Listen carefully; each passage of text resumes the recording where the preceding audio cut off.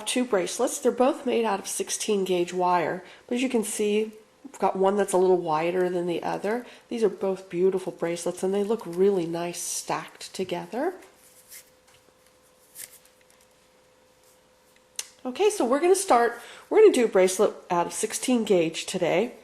We're not going to start off with a whole lot because we're going to add wire as we need it. So what we will start off with is about 4 feet of wire. And I'm just going to eyeball it. I'm not even going to really measure it. So I'm just going to guess 4 feet.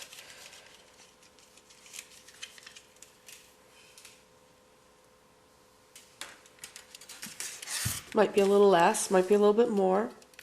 Now I'll tell you what happens is the wire starts stiffening as you work it. So if we use too long of a piece, your wire will be very stiff and you might have difficulty getting it to move and being able to place it where you want to place it. So we're going to start off by finding the center of our wire, and we're going to use our mandrel. This is an oval bracelet mandrel. You can use a round one if you would like, but I like this one because it's tapered and I can stretch my bracelet and make it bigger if I need to. And then just reshape it into a round one if you want. Now the thing with an oval bracelet, this one is a little bit more oval. The sides are wider. So what we want to pay attention to is we want to pay attention to this part of our hand, the widest part of our hand. We need to get that to slide over. And for me personally, I like to really try to, it has to be an effort for me to get it on. Then that way this doesn't hang down here and it's comfortable and it stays where I want it to stay. The nice thing about an oval bracelet is if you happen to have a particular side that you like and you would like to keep that on the top, the oval shape keeps it from spinning around if you keep the bracelet smaller to your hand. So all you have to do though is if you want it round, make sure that you can still get it over your hand. So you may need to make it a little bit larger. Before we start our bracelet, we need to find out the size that we want. Now this bracelet here fits down there, and so if I were to measure that with a little tape measure,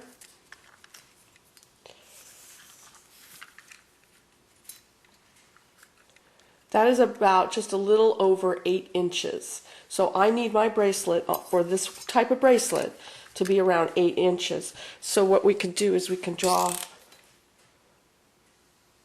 I would draw a line a little bit smaller than what we really want to go for, because we can always stretch it more. So I'm just going to put a little line above where my bracelet is, and that's where I want to hit my bracelet down to, or what I want to go for. So I'm probably going to start my bracelet. I'll start my bracelet on a little bit above it, or I might start it on, let's start it on the size. Let's start it on the size that we want so we can see what we end up with. So I found the center of my wire, and we're going to start it by bringing it together. I'm going to do a single base. It depends on how much wire you want to add to it and how thick you want it to be. But let's just do a single one. So I'm going to come down here and I'm just going to give us a nice twist like we did in a ring, like if we were making a ring.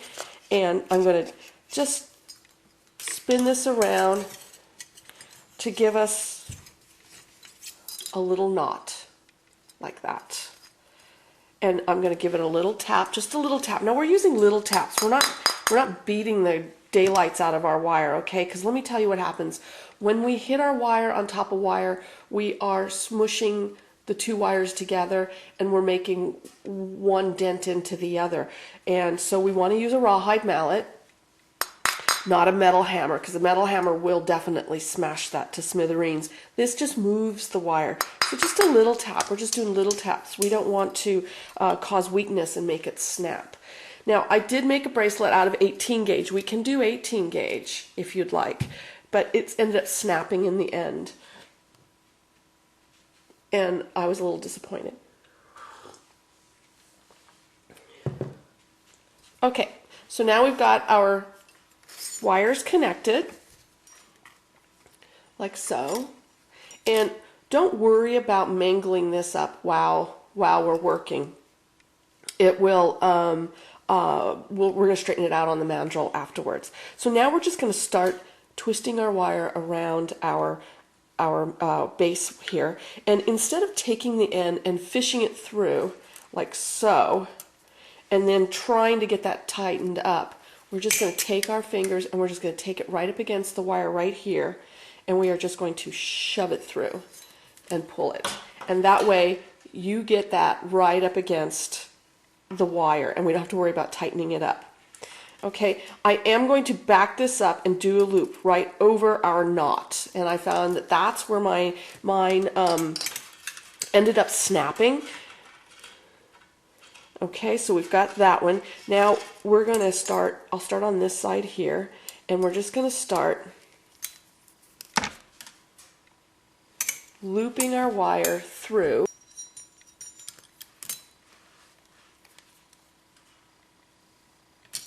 So we're going to create a nice base. Okay, so we're just going to keep our wires kind of close together. I'm working at such a tight space here. Okay.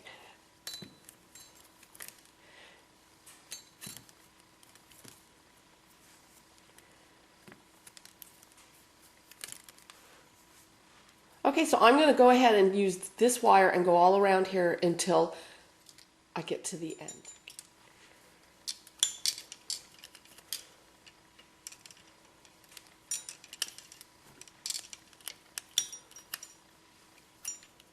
Now this wire here is getting stiffer.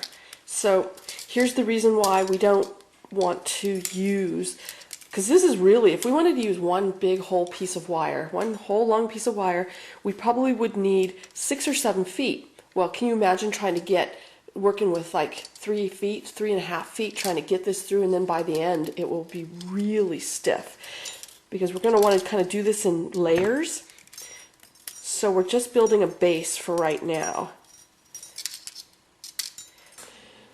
Okay, so I've finished going around, and I needed to use this wire to fill in my little space. So I've got my base. So they're nice and kind of tight against the our base wire. Now we're going to put it on the mandrel, and look how high up jack that up. My mark is right there. So we're going to push it down as far as we can. Now we're just going to give it gentle taps. We're not going to beat it to death, okay? We just want to move the wire, and as we do this, it pushes down.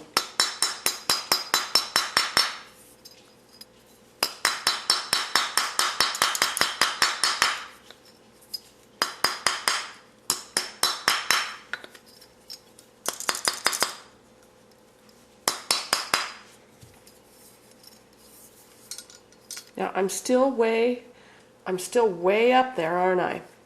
So what I'm going to do now is I'm just going to give it a few more taps.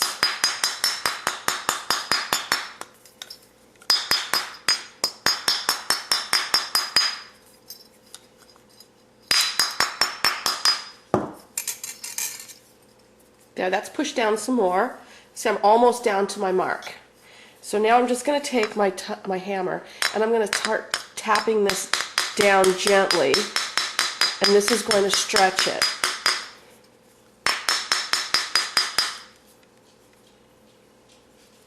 It's also straightening out any curves that we have, waves in our bracelet.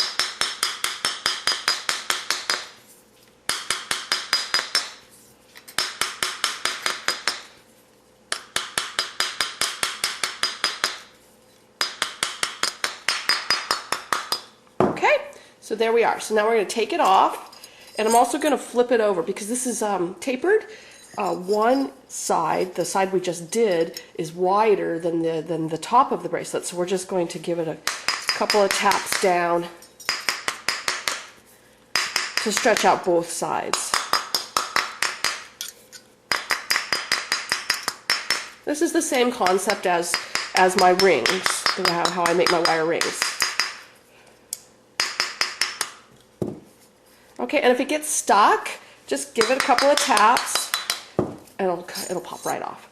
Okay, So now I'm going to take this wire and I'm going to loop it around, but I'm going to make my loops a little bigger.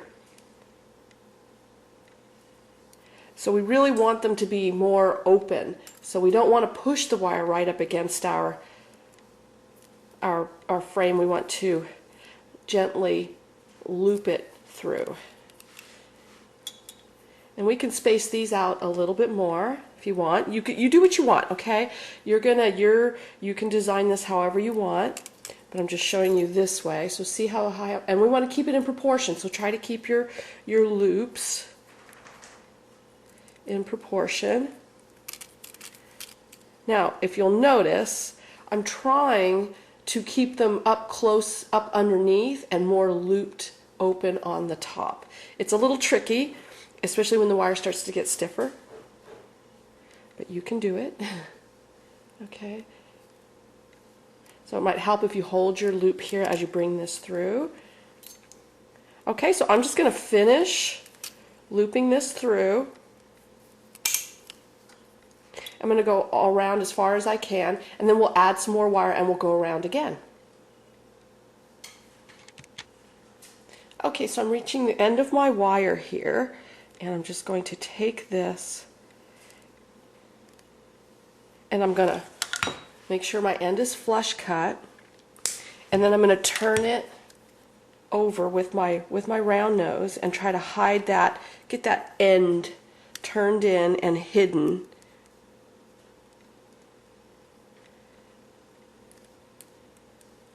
So, and you don't feel anything rough, okay? We might have to fix that in the end, but see how I've got this much done, but I don't have all of this done. Now you might want to keep it that way. You might want this to be the top of your bracelet and this to be the bottom. Especially in an oval, it might stay that way. It won't flip around on you if you keep it kind of tight to your wrist. So that's what we have so far. Now we're going to add a new piece of wire. What's great about adding wire is now we're going to have a fresh, new, soft piece of wire to work with. And I'm going to work with about 2 feet, give or take, 18 inches, whatever you feel is comfortable for you. I like to start off with flush cut ends. Now we're just going to slide this. So we were going in,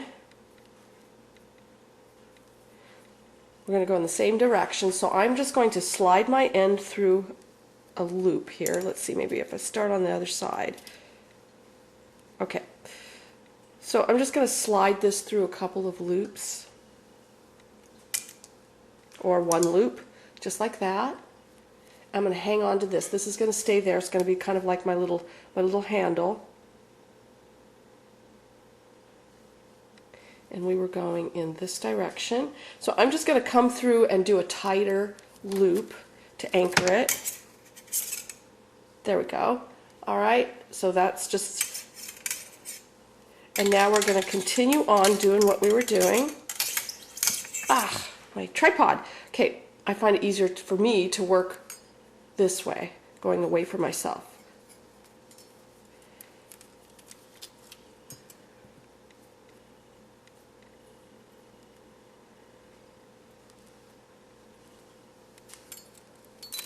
Now, in this case, where we're doing the area loops, it might be a good idea to take your end and do it this way, because we don't want that to be so tight up against the base. You might have a better chance of getting a loopier loop here, and I sometimes use my finger as a stopper, and then you just work it in. Okay, that works out well. You could do a loopy loop, a tighter loop, a loopier loop, a tighter loop. You could do whatever you want. It's gonna take on its own character once we start hitting these. So we're just gonna continue on and finish off this piece of wire here.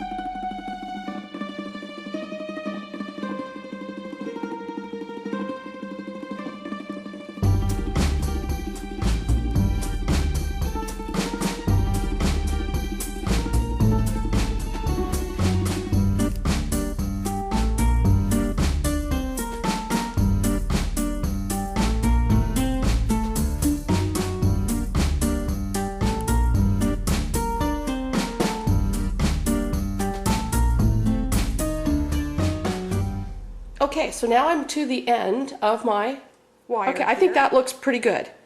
All right, so I'm going to go ahead and we're going to snip this off and tuck it in.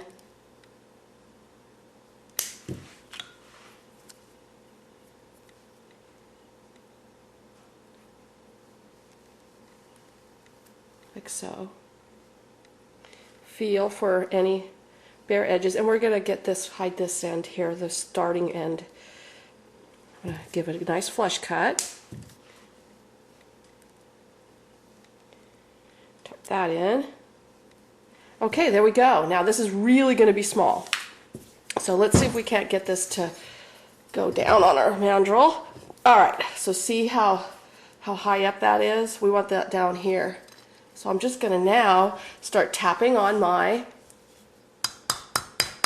bracelet gently.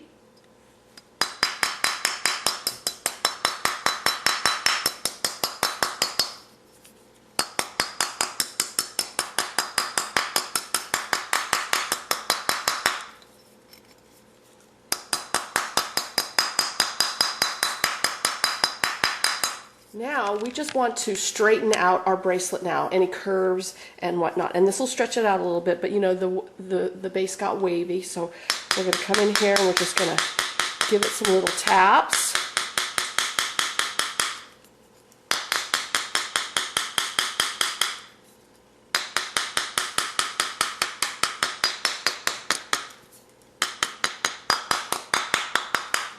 Flip it over.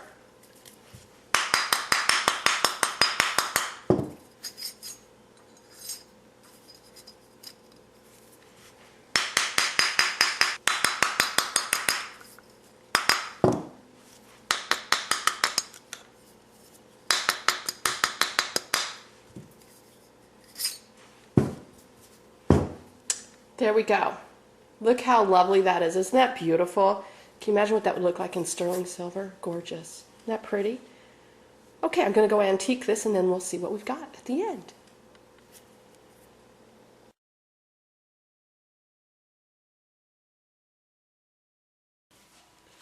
There's our bracelet. Isn't it beautiful? I love these. Okay, now, as you can see, these all three are made out of 16 gauge wire, and all three of them look different. We got a little bit wider, so you can just do some more crazy loops. You can maybe don't start with such a tight base, just do more loopier loops, and that's how this one came out, so it's more open and airy. This one's more solid. This one has 2 rows of loops, but the second row of loops are tighter, a little closer in, so you get a thinner one. And this is what we get. Aren't they great? I just love them. Now, my next videos in this kind of technique is for the ring. Bet y'all were looking at that, right? So this is really cool.